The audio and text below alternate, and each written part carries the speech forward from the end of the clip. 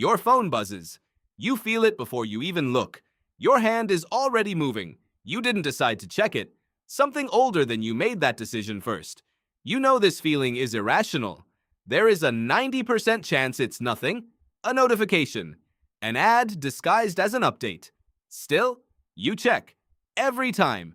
And the real answer for why you do this is far stranger than willpower, or addiction, or bad habits. Your brain was not built for smartphones. It was built for something else entirely. Something that kept your ancestors alive for 2 million years. And that ancient system is still running, quietly, underneath everything you do today. Picture a small band of early humans on the African savanna. No walls, no roofs, just tall grass, open sky, and constant uncertainty. Every rustle in the brush could be wind, or it could be a leopard. The humans who survived were not the calmest ones. They were the ones who noticed first. The ones whose attention snapped toward every unexpected sound, every flicker of movement, every shift in the environment. Researchers call this negativity bias, and psychologist Roy Baumeister spent years documenting just how deeply it shapes human behavior. Bad is stronger than good. It always has been. Think about it. One piece of criticism can ruin an otherwise perfect day. One warning sign outweighs a dozen reassurances. This isn't a personality flaw. It's an inheritance. Your ancestors who ignored the rustle in the grass didn't get a second chance to learn from the mistake. The ones who survived to pass down their genes were the anxious ones, the alert ones, the ones who couldn't stop scanning the environment for danger. That scanning system never got the memo that the savannah is gone. Now fast forward.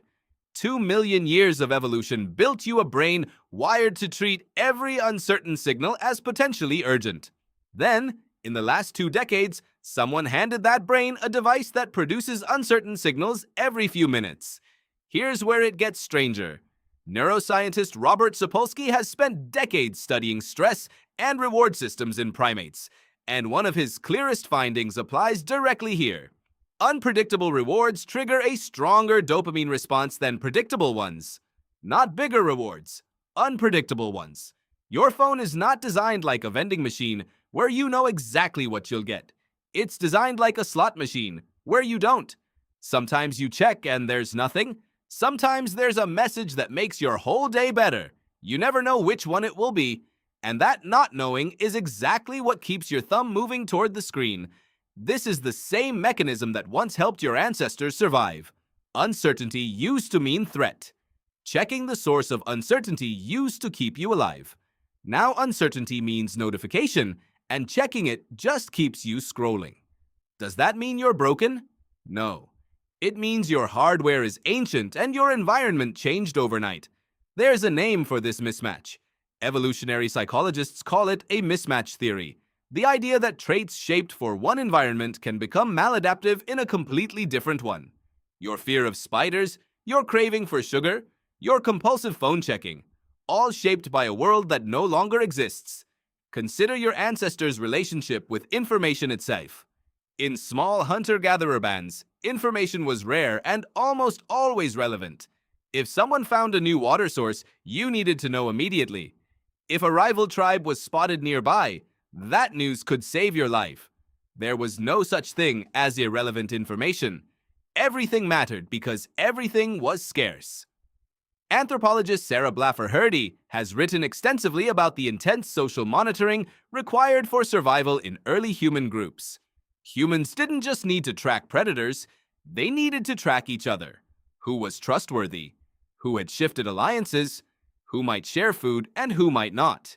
Missing a social update could mean losing access to the group, and losing the group could mean death. Your brain still treats social information as if it carries that same weight.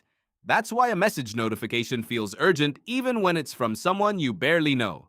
That's why an unanswered text can sit in the back of your mind for hours. Somewhere underneath the modern anxiety of an unread message is a much older fear. The fear of being left out of the group. The fear of missing something that determines whether you belong. Now here's the twist that changes everything. The people who designed the apps on your phone know this. They didn't invent your psychology. They studied it.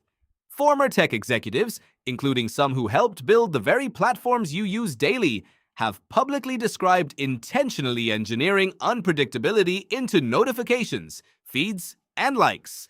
Not because it makes the product better, because it makes the product harder to put down. Every pull to refresh gesture mimics a slot machine lever. Every notification badge mimics the ambiguous rustle in the grass. Every social media like mimics ancient tribal approval. None of this is an accident.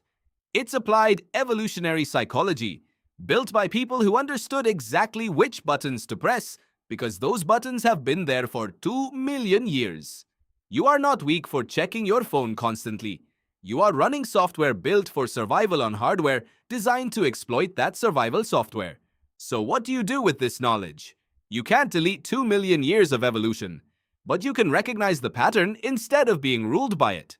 When you feel that pull toward your pocket, that's not you failing at self-control. That's ancient circuitry firing exactly as designed, just aimed at the wrong target. Some researchers suggest simple friction works better than willpower. Turning off notifications doesn't fight your ancient brain. It just removes the ambiguous rustling sound before it starts. Keeping your phone in another room while you sleep doesn't require discipline. It removes the stimulus entirely. Your ancestors didn't overcome their instincts through willpower either. They survived by shaping their environment around those instincts. Think about the last time you were fully present somewhere. No phone in your hand, no buzzing in your pocket. Maybe it was a conversation, a hike, a meal with someone you love. In that moment, your ancient brain wasn't malfunctioning. It was finally operating the way it was built to, fully attuned to the people and environment directly in front of you, the way your ancestors' attention worked for nearly all of human history. The savannah is gone. The leopards are gone. But the part of you that once scanned the grass for danger is still very much alive, still scanning, still alert. It just doesn't know the difference between a predator and a push notification.